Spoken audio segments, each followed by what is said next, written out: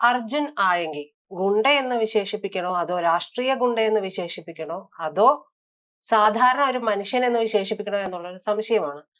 ഇപ്പോ തൊട്ടു തൊട്ടില്ല എന്നുള്ള മട്ടില് അർജുൻ ആയെങ്കിൽ രമേശ് ചെന്നിത്തലയെ പോലീസ് ഇങ്ങനെ ഇങ്ങനെ ഉരസി അങ്ങോട്ട് പോയിട്ടുണ്ട്. പക്ഷെ ഇതിനു ശേഷം അർജുൻ ആയെങ്കിട്ട് ഒരു പോസ്റ്റ് കണ്ടു സർ. അതിൽ എനിക്ക് സ്ട്രൈക്ക് ചെയ്ത ഒരു കാര്യം എന്ന് പറയുന്നത്, എന്നെ ഈ ഒരു അവസ്ഥയിലേക്ക് എത്തിച്ചത് ഈ സിസ്റ്റമാണ് എന്നാണ് പറയുന്നത്. അപ്പോ കഴിഞ്ഞ 10 വർഷം ആരുടെ സിസ്റ്റം ആയിരുന്നു നമ്മുടെ സംസ്ഥാനത്ത് ഉണ്ടായിരുന്നത് എന്നുള്ള ഒരു ചോദ്യമുണ്ട്. അപ്പോ സത്യത്തിൽ ഈ അർജുൻ ആയെങ്കിയെ അർജുൻ ആയെങ്കി ഇങ്ങനെ ആക്കിയത് ഈ സിസ്റ്റം തന്നെയാണോ? സംശയം കാര്യത്തിൽ അപ്പോ എന്തുകൊണ്ട് എന്നുള്ള ചോദ്യം ആ സ്വാഭാവികമായിട്ടും വരും. സിസ്റ്റത്തിന്റെ അടിസ്ഥാന ഘടകത്തിലേക്ക് നോക്കാം. അപ്പൊ അർജുൻ ആയങ്കിയുടെ ചില പോസ്റ്റുകളിൽ അദ്ദേഹം കഴിഞ്ഞ ദിവസം പറഞ്ഞിരുന്നു, ഇത് വേറെ പാർട്ടിയിലാണ് വളർന്നത് എന്നാ പറഞ്ഞു. അതെ. അപ്പം ചില സമയങ്ങളിൽ അദ്ദേഹം ഈ അരിവാൾ ചുറ്റിയുടെയൊക്കെ എടുത്ത് പിടിച്ചിട്ട് ഉണ്ട്. അപ്പൊ ആ പാർട്ടിയുടെ ഒരു സാംസ്കാരിക പശ്ചാത്തലത്തിൽ തഴച്ചു വളർന്ന, അതായത് സാംസ്കാരിക ബലഭൂയിഷ്ഠതയിൽ തഴച്ചു വളർന്ന ഒരു നല്ല ഒരു മരമാണ് ആര്? അർജുൻ ആയങ്കി. അപ്പൊ അതിനകത്തുനിന്ന് സ്വാഭാവികമായിട്ടും ഇത് അർജുൻ ആയങ്കിയുടെ സ്വഭാവത്തിന്റെ അതേ രീതിയിലുള്ള സംഗതിയാണ്. കഴിഞ്ഞ ദിവസം ഇന്നലെ എന്ന് പറയുമ്പോൾ വെള്ളിയാഴ്ച ചെർപ്പളശ്ശേരിയിലെ SFIക്കാര് അവിടുത്തെ ഒരു സ്കൂളിൽ കയറി പ്രശ്നം ഉണ്ടാക്കുന്നുണ്ട്. അതായത് അവിടെ ഏതോ ഒരു അധ്യാപകൻ ഒരു വിദ്യാർത്ഥിയെ മർദ്ദിച്ചു. ആ അധ്യാപകൻ, ഒരു നൗഷാദ് എന്ന് പറഞ്ഞ അധ്യാപകനെ പരസ്യമായിട്ട് തല്ലുവെന്നാ പറയുന്നത്. ചെർപ്പളശ്ശേരി അങ്ങാടിയിലിട്ട് കൈകാര്യം ചെയ്യുമെന്ന് പറഞ്ഞിരിക്കുകയായിരുന്നു. നമ്മൾ ഇത് കേരളത്തിൽ പറയുന്നതിന് യാതൊരു മടിയില്ല. അതൊരു സാധാരണ രീതിയിലാണ് പറയുന്നത്. ഒരു നിയമവ്യവസ്ഥയുള്ള ഒരു സൊസൈറ്റിയിലാണെങ്കിൽ അത് പറയില്ല. ആ പറയുന്നത് SFI പ്രവർത്തകനാണ്, വിദ്യാർത്ഥികളുടെ സംഘടനയുടെ പ്രവർത്തകനാണ്. അപ്പൊ ഈ ആ പറഞ്ഞതിന്റെ ഇതിലൂടെ ഒരു ഗ്രേഡ് കൂടിയ സാധനം ആയെങ്കിൽ പറയുന്നു മാത്രമേ ഉള്ളൂ. മറ്റേത് സംഘടനയുടെ പേരിൽ ആ SFI നേതാവ് പറയുന്നു. അതേപോലെ തന്നെ അതിന്റെ തൊട്ട് തലേ ദിവസം കണ്ണൂർ ജില്ലാ സെക്രട്ടറിയും അതോടൊപ്പം തന്നെ മുൻ മുഖ്യമന്ത്രി പിണറായി വിജയന്റെ പൊളിറ്റിക്കൽ സെക്രട്ടറിയുമായിരുന്ന KK രാഗേഷ് കണ്ണൂരില്, അതായത് പയ്യന്നൂരിലെ DYSP ഓഫീസിലേക്ക് നടത്തിയ മാർച്ചിൽ പറഞ്ഞ സംഗതി ഇതിന്റെ വേറൊരു ഭാവമാണ്. അതായത് വി കുഞ്ഞകൃഷ്ണന്റെ സുഹൃത്ത് T പുരുഷോത്തമന്റെ ഷെഡ് കത്തിച്ചു. ഷെഡ് കത്തിക്കുക മാത്രമല്ല അതിന്റെ അടിഭാഗം മാന്താനുള്ള ശേഷിയുള്ള പാർട്ടിയാണെന്നാണ് പറയുന്നത്. ഇപ്പൊ കണ്ണൂർ രാഷ്ട്രീയം എടുത്ത് നോക്കൂ, എത്ര പേരാണ് അങ്ങോട്ടും ഇങ്ങോട്ടും കൊന്നിരിക്കുന്നത് അല്ലെ? BJPക്കാരാണെങ്കിലും RSSകാരാണെങ്കിലും CPMകാരാണെങ്കിലും മറ്റു പല സ്ഥലങ്ങളിൽ കോൺഗ്രസ്, ഇവിടെ കൊലയും ഈ പറഞ്ഞതുപോലെ കേരള രാഷ്ട്രീയത്തില് വളരെ എന്താ പറയുക, ഒരു അഭിമാനപരമായ ഒരു പ്രവൃത്തി പോലെയാണ് കാണിക്കുന്നത്. എന്നിട്ട് ഏറ്റവും ഒരു സാംസ്കാരികമായ ഒരു സമൂഹത്തിന് ഒരിക്കലും അംഗീകരിക്കാൻ പറ്റാത്ത ഒരു പ്രക്രിയയാണ് ഈ രക്തസാക്ഷിത്വം എന്ന് പറയുന്നത്.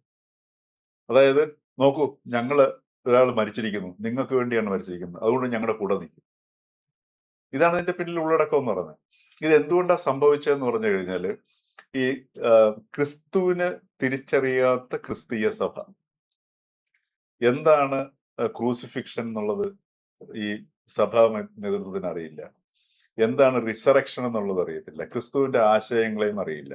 അതറിയാതെ ഈ സഭാ സംവിധാനം എന്നുള്ള പ്രസ്ഥാനം ഉണ്ടല്ലോ, അതിനെ ഉപയോഗിച്ചുകൊണ്ട് ഈ പറഞ്ഞതുപോലെ ഒരു അതിൻ്റെതായിട്ടുള്ള സുഖ സൗകര്യങ്ങളും അതേപോലെ തന്നെ ആൾക്കാരെ കൂടെ കൂട്ടി നടക്കുകയും ചെയ്യുന്ന ആ ഒരു സഭയുടെ സ്വാധീനമാണ് ഈ CPMനെ ഈ രീതിയിൽ രക്തസാക്ഷിത്വത്തെ മഹത്വവൽക്കരിക്കാൻ പ്രേരിപ്പിക്കുന്നത്.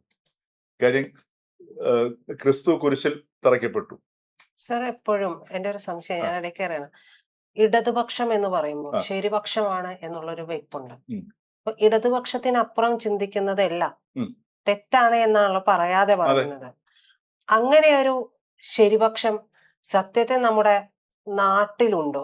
ഉണ്ടെങ്കിൽ തന്നെ ഈ പറയുന്ന അർജുൻ ആയങ്കിയെ പോലുള്ള ഗുണ്ടകളാക്കി യുവാക്കളെ മാറ്റുകയല്ലല്ലോ ലക്ഷ്യം. ഗുണ്ടകൾ എന്ന് പറയാൻ പറ്റൂ. ഗുണ്ടകൾക്ക് പിന്നെയും കുറേയും കൂടെ ഒക്കെ ഒരു എന്താ പറയുക, കുറെ കൂടെ മൃദുത്വം ഉണ്ടാവുന്ന എനിക്ക് തോന്നുന്നു. ഇപ്പൊ ഗുണ്ടകൾ ഈ പറഞ്ഞ എല്ലാ ഗുണ്ടകളും ഒന്നും നമ്മൾ ഈ പോലീസുകാരെയും എന്താ പറയുക, അറസ്റ്റ് ചെയ്യാൻ നടക്കുന്ന ഓഫീസർമാരെ ഒന്നും നമ്മൾ തെറി വിളിക്കുകയും ഭീഷണിപ്പെടുത്തി നമ്മൾ കണ്ടിട്ടില്ല. നമ്മളിവിടെ ഭീഷണിപ്പെടുത്തി കണ്ടിട്ടുള്ളത് ഇവിടുത്തെ CPMകാര് ഭീഷണിപ്പെടുത്തുന്നതെന്നുള്ളത്. ഇപ്പൊ കണ്ണൂർ ജയിലില് അതുപോലെ തന്നെ ഈ ഈ പുതിയ ഗവൺമെന്റ് അധികാരത്തിൽ വന്നതിന്റെ പിറ്റേ ദിവസം പാലക്കാട് ജില്ലാ സെക്രട്ടറി പറയുകയുണ്ടായി, ഞങ്ങളുടെ ആരെങ്കിലും ഒക്കെ ചെയ്തു കഴിഞ്ഞാൽ വിവരം അറിയും. അപ്പൊ കേരളത്തിലെ പോലീസുകാർക്ക് പോലും ഉദ്യോഗസ്ഥർക്ക് പോലും പിന്നെ ഒരു നീതി ന്യായ നിർവഹണം നടക്കാൻ പറ്റാത്ത അവസ്ഥയാണ്. ആൾക്കാരെ നോക്കി ആക്രമിക്കുക, അവന്റെ കുടുംബത്തെ ആക്രമിക്കുക എന്ന് പറഞ്ഞാൽ ആരാണെന്ന് ധൈര്യപ്പെടുക. അപ്പൊ ഈ ഒരു സാഹചര്യത്തിലേക്ക് കേരളത്തിന് എത്തിച്ചതിന്റെ മുഖ്യ പങ്ക് CPM-നുണ്ട്, ഇല്ല എന്ന് പറഞ്ഞിട്ട് കാര്യമില്ല. അവരിപ്പോഴും അക്രമത്തിന്റെ പാതയിലൂടെയാണ് സംസാരിക്കുന്നത്. അത് അവരുടെ ഒരു അടിസ്ഥാന സ്വഭാവമാണ്, പറഞ്ഞിട്ട് കാര്യമില്ല. ഈ പറഞ്ഞതുപോലെ ഈ രക്തസാക്ഷിത്വത്തിന്റെ ഞാൻ പറഞ്ഞു വന്നത്, ഈ ആ സഭയ്ക്ക് ഉദാഹരണത്തിന് ഫ്രാൻസിസ് മാർപ്പാപ്പ മാത്രമാണ് യഥാർത്ഥത്തിൽ അതിൽ വ്യത്യസ്തമായിട്ട് ചിന്തിക്കാവുന്നത്. പക്ഷെ ആ ഫ്രാൻസിസ് മാർപ്പാപ്പയും ഒരു പരിധിക്കപ്പുറത്തേക്ക് പോകാനായിട്ട് സഭ സമ്മതിക്കുന്നില്ല. അപ്പൊ ഈ ഒരു സ്വാധീനമാണ് രക്തസാക്ഷിത്വത്തെ മഹത്വവൽക്കരിക്കുക. ഇപ്പൊ ക്രിസ്തീയ സഭകള് ക്രിസ്തുവിന്റെ കുരിശിത്തറച്ച ക്രിസ്തുവിനെ എങ്ങനെയാണോ ഉപയോഗിച്ചുകൊണ്ട് അവരുടെ ഈ മതമേധാവിത്വം നിലനിർത്താൻ ശ്രമിക്കുന്നത്, ഈ മതമേധാവികൾ, അതേപോലെ ആ സ്വാധീനമാണ് CPM-നെ ഈ രക്തസാക്ഷിത്വം ഉപയോഗിച്ചുകൊണ്ട് നിങ്ങൾക്ക് വേണ്ടി ഞങ്ങൾ മരിച്ചു, ക്രിസ്തുവാണല്ലോ പറഞ്ഞ പാവം കഴിക്കളാൻ യേശു രക്തസാക്ഷിത്വം വഹിച്ചു എന്ന് പറയുന്നത് പോലെ ഇവിടെയും അത് തന്നെയാണ് ഇവർ ഉപയോഗിക്കുന്നത്. ഇത് ഇപ്പൊ നമ്മൾ കണ്ണൂരേക്കൊക്കെ പോയി കഴിഞ്ഞാൽ എല്ലാ ദിവസങ്ങളും മിക്ക മൂലകളിലും മീറ്റിങ്ങുകളാണ്. അപ്പൊ അവിടെ കൊണ്ടുവന്ന് പ്രായമായ അമ്മമാരെ കൊണ്ടൊക്കെ ചിലപ്പോൾ ഞാൻ ഒരിക്കൽ പ്രസംഗം കേട്ട് ധർമ്മടത്ത് വെച്ചിട്ട് വർഷങ്ങൾക്ക് മുമ്പ് കേട്ടൊരു പ്രസംഗമാണ്. ഒരു രക്തസാക്ഷിയുടെ അമ്മയെ അവിടെ കൊണ്ടു നിർത്തിയിട്ട് മൈക്കിന്റെ മുമ്പിൽ കൊണ്ടു നിർത്തിയിട്ട് അവരെ കൊണ്ട് പറയുകയാണ്, ഇന്ന രക്തസാക്ഷിയായ എന്റെ മകന് ജന്മം കൊടുത്ത എന്റെ വയറ് എത്രയോ, അങ്ങനെയുള്ള ജന്മം കൊടുക്കാൻ പറ്റിയൊരു ഭാഗ്യവതിയാണ് ഞാൻ. അപ്പൊ ഇത്തരത്തിൽ ഇതിനെ മഹത്വവൽക്കരിച്ചുകൊണ്ടിരിക്കുകയായി. ഇങ്ങനെ കൊല്ലുന്നതും മരിക്കുന്നതും ഒക്കെ ഒരു വലിയ സംഭവമായിട്ട് കാണി. അതൊരു പ്രത്യേക സംസ്കാരമായിട്ട് കണ്ണൂരിൽ മാറി. അതിന്റെ ഒരു പ്രോഡക്റ്റാണ്, ആ ഫലഭൂയിഷ്ഠതയിൽ വളർന്ന ഒരു വ്യക്തിയാണ് ആര്, അർജുനായെങ്കിൽ. അപ്പൊ അദ്ദേഹം പറയുന്നു, എന്നെ ഈ സിസ്റ്റമാണ് ആക്കിയത്. ശരിയാണ്. കാരണം എന്താ വെച്ച് കഴിഞ്ഞാൽ സ്വർണ്ണക്കള്ളക്കടത്ത് വൻ വ്യാപകമായ രീതിയിലൂടെ നടക്കുന്നുണ്ട്, ഇല്ലേ? അപ്പൊ സ്വർണ്ണക്കള്ളക്കടത്തിന്റെ പേരിലാണ്, സ്വർണം പൊട്ടിക്കലിന്റെ പേരിൽ രാമനാട്ടുകര വെച്ച് ഇത് പിടിക്കപ്പെട്ടപ്പോഴത്തേക്ക് അതിനകത്ത് അർജുനായെങ്കിൽ വിട്ടിട്ടുണ്ട്. അപ്പം ഈ പറഞ്ഞതുപോലെ എങ്ങനെയാണ് ഒരു CPM പ്രവർത്തകൻ അല്ലെങ്കിൽ DYFI പ്രവർത്തകൻ ഈ സ്വർണം പൊട്ടിക്കൽ സംഭവത്തിലേക്ക് കിടക്കുന്നത്? അതുപോലെയല്ലേ ആകാശ് തില്ലങ്കേരി. തില്ലങ്കേരി അവസാനം പറഞ്ഞു വന്നപ്പോ പല പേരുകളും പറയുമെന്നായപ്പോ മിണ്ടാതിരുത്താൻ ഒരുപാട് പണിപ്പെട്ടു പാർട്ടി. അതെ. ഇപ്പൊ ഉദാഹരണത്തിന് ഈ ഓപ്പറേഷൻ തുഫാൻ പിടിക്കുന്നുണ്ട്, അല്ലേ? ഈ കഴിഞ്ഞ 10 വർഷം ഇവിടെ ഒരു സമാന്തര സമ്പദ് വ്യവസ്ഥയായിട്ട് സുഖമായിട്ട് വിതരണം ചെയ്തുകൊണ്ടിരിക്കുകയായിരുന്നു. ഇതിന്റെ എല്ലാം ഈ ജില്ലാ തലങ്ങളിലും പ്രാദേശിക തലങ്ങളിലും ഒക്കെ നിയന്ത്രിച്ചിരുന്നത് ഈ പറഞ്ഞതുപോലെ DYFIയുടെയും CPM-ന്റെയും ഒക്കെ ഈ നേതാക്കന്മാരാണ്, വിശേഷിച്ചും യുവാക്കളായിട്ടുള്ള നേതാക്കന്മാരാണ്. ഈ കഴിഞ്ഞ 10 വർഷം ആരും ബക്കറ്റ് എടുത്തുകൊണ്ട് ഇറങ്ങിയിട്ടില്ല, പിരിവിനായിട്ട് ഇറങ്ങിയിട്ടില്ല, റെസിപ്റ്റ് കൊടുത്തത് പോലും പിരിച്ച് പലപ്പോഴും നമ്മളാരും കണ്ടിട്ടില്ല. കാരണം എന്താ, ഇഷ്ടം പോലെ കാശായിരുന്നു. അപ്പൊ ഇതൊക്കെ ഈ ഒരു സംസ്കാരത്തിൽ നിന്നാണ് ഈ പറഞ്ഞതുപോലെ ഈ അർജുൻ ആയങ്കി എത്തിയിരിക്കുന്നത്. ഈ ഫലഭൂയിഷ്ഠതയിലാണ്. അതുകൊണ്ടാണ് പറഞ്ഞത് അതാണ് സിസ്റ്റം. ആ സിസ്റ്റമാണ് ആക്കിയിരിക്കുന്നത്. ഇപ്പൊ ഉദാഹരണത്തിന് ഒരു സ്റ്റേഷൻ ഓഫീസറെ ഭീഷണിപ്പെടുത്തുന്നു. അത് മാത്രമല്ല, അയാൾ കൊടുത്തിട്ടില്ല, ഞാൻ കൊടുത്തോളാന്നാ പറയുന്നത്. മനസ്സിലായില്ലേ? അതൊന്ന് ആലോചിച്ച് നോക്കുക. ആ ഓഫീസർക്ക് എങ്ങനെയാണ്, അദ്ദേഹത്തിന്റെ കുടുംബാംഗങ്ങൾക്ക് എങ്ങനെയാണ് സ്വസ്ഥമായിട്ട് വീട്ടിൽ കഴിയാൻ കഴിയുക, അല്ലേ? ഇയാൾ പുറത്തുണ്ടെന്നുണ്ടെങ്കിൽ എപ്പോഴും ഒരു ഭീഷണിയല്ലേ. അത് കഴിഞ്ഞിട്ട് അതിന്റെ പേരിൽ കേസ് ഉണ്ടായ സമയത്ത് അറസ്റ്റ് ചെയ്യാനായിട്ട് നടപടിയായിട്ട് നീങ്ങിയ ഊന്നുകൽ പോലീസ് ഓഫീസർക്കെതിരെയും സ്റ്റേഷൻ ഓഫീസർക്കെതിരെയും ഈ ഭീഷണി മുഴക്കുന്നു. അപ്പൊ ഇതൊക്കെ ഈ സിസ്റ്റമാണ്. അപ്പൊ ഇതാണ് നമ്മൾ തിരിച്ചറിയേണ്ടത്. ഇതിന് എന്തുകൊണ്ടാണ് ഇപ്പൊ ഈ അർജുനായങ്കിയുടെ പേരിൽ ഇത്രയും വലിയ കൊള്ളൊക്കെ ഉണ്ടായിട്ടും CPM-ന്റെ പ്രതികരണമൊന്നും വരുന്നില്ലല്ലോ? ഇപ്പൊ നിക്കരാഗുവിലോ പെറുവിലോ അല്ലെങ്കിൽ പോളണ്ടിലോ ഒക്കെ എന്തെങ്കിലും സംഭവം ഉണ്ടായിക്കഴിഞ്ഞാൽ പ്രതികരണം ഇറക്കുകയും അതേപോലെ തന്നെ ബന്ധനാഹ്വാനം ഒക്കെ ചെയ്യുന്ന പാർട്ടി ഈ അർജുനായങ്കിയുടെ വിഷയത്തിൽ നിശബ്ദമാണല്ലോ, അല്ലെ? അപ്പൊ അത് ആ സിസ്റ്റമാണ് ഞാൻ പറഞ്ഞത്. ഇപ്പൊ നമ്മളിത് ഡിസ്കസ് ചെയ്യുന്നത് നമ്മളിപ്പം കമ്മ്യൂണിസ്റ്റ് പാർട്ടിയോടോ CPM-നോടോ ഉള്ള വിരോധം കൊണ്ടൊന്നുമല്ല. ഇതിപ്പോ ഒരു പ്രത്യേക അവസ്ഥയിൽ എത്തി നിൽക്കുകയാണ് ചെയ്യുന്നത്. CPM ഇപ്പൊ ഒരു തകർച്ചയുടെ വക്കിൽ എത്തി നിൽക്കുകയാണ്. അപ്പൊ ഈ ഒരു തകർച്ചയിൽ നിന്ന് അവർക്ക് തന്നെ പുറത്തു വരണമെന്നുണ്ടെങ്കിൽ സ്വാഭാവികമായിട്ടും ഇത്തരത്തിലുള്ള ഒരു അക്രമ സ്വഭാവത്തിൽ നിന്ന് അവര് പുറത്തു വരാതെ കാര്യം CPM എന്നപ്പോലുള്ള ഒരു വലിയൊരു പാർട്ടി തകർന്നു പോകണമെന്ന് നമ്മൾ ആഗ്രഹിക്കുന്നൊന്നുമില്ല. അതിനൊരു മാറ്റമാണ് വേണ്ടത്. ആ മാറ്റം എന്ന് പറഞ്ഞാൽ സാംസ്കാരികമായ മാറ്റമാണ് വേണ്ടത്.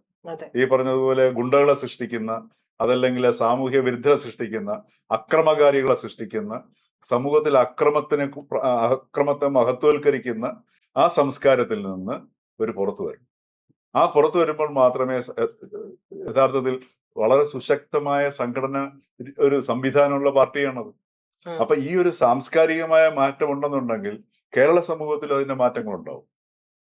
അതുകൊണ്ട് ആ ഒരു തിരിച്ചറിവിലേക്ക് എങ്ങനെ അർജുനായെങ്കി ഈ സൊസൈറ്റിയിൽ ഉണ്ടായി, എങ്ങനെ അർജുനായെങ്കി എന്തുകൊണ്ടാണ് ഈ അർജുനായെങ്കി വളർന്നത് വേറൊരു പാർട്ടിയിലാണ് എന്ന് പറയുന്നത്, എന്തുകൊണ്ട് CPM ആ ഒരു പിന്നെ പ്രതികരണത്തിന് അതല്ലെങ്കിൽ ആ ഒരു അഭിപ്രായത്തിനെതിരെ ഒരു വാക്കും വേണ്ടിയില്ല? ഇവിടുത്തെ DYFIയിലെ എല്ലാ വലിയ നേതാക്കന്മാരൊക്കെ ഉണ്ടല്ലോ, SFIക്കാരുണ്ടല്ലോ, എന്തുകൊണ്ടത് മിണ്ടുന്നില്ല? ഞാൻ പറഞ്ഞത് ഇത്തരം ആ സംസ്കാരത്തിൽ നിന്ന് ഈ പാർട്ടി പുറത്തു വരാൻ ശ്രമിക്കുകയാണെന്നുണ്ടെങ്കിൽ സ്വാഭാവികമായിട്ടും കേരളം ആ പാർട്ടിയെ വീണ്ടും സ്വീകരിക്കാൻ തയ്യാറാവും എന്നുള്ളത് നമ്മൾ തിരിച്ചറിയണം. അപ്പൊ അർജുനായെങ്കി എന്ന് പറയുന്നത് ഒരു പ്രതിനിധിയാണ്, ഒരു സംസ്കാരത്തിന്റെ പ്രതിനിധിയാണ്, കേരളത്തിലെ ഒരു രാഷ്ട്രീയ അന്തരീക്ഷത്തിന്റെ പ്രതിനിധിയാണ്, കേരളത്തിൽ ഇപ്പോഴും ഫലഭൂയിഷ്ടമായിട്ട് നിൽക്കുന്ന ഒരു സാംസ്കാരിക അന്തരീക്ഷമുണ്ട്, അടിത്തറയുണ്ട്. അതിന് മാറ്റം വരുത്തുന്ന ആവശ്യമാണ് കേരളം ഇന്ന് നേരിടുന്നത് സാംസ്കാരികമായിട്ട്. അപ്പൊ അതെല്ലാം ഒരുപാട് കാര്യങ്ങൾ അങ്ങനെ ഈ അർജുനായെങ്കിൽ നമ്മളെ ഓർമ്മിപ്പിക്കുന്നുണ്ട്. ഈ അർജുനായെങ്കിൽ അറസ്റ്റ് ചെയ്തുകൊണ്ടോ ജയിലിൽ പോയോണ്ടൊക്കെ നിയമപരമായ ആവശ്യം, പക്ഷെ ഈ സാംസ്കാരികമായ തലം അവിടെ അവശേഷിക്കുകയാണ് എന്നുള്ള മുന്നറിയിപ്പും കൂടെയാണ് അർജുനായെങ്കിലൂടെ കേരളത്തിന് ലഭിക്കുന്നത്.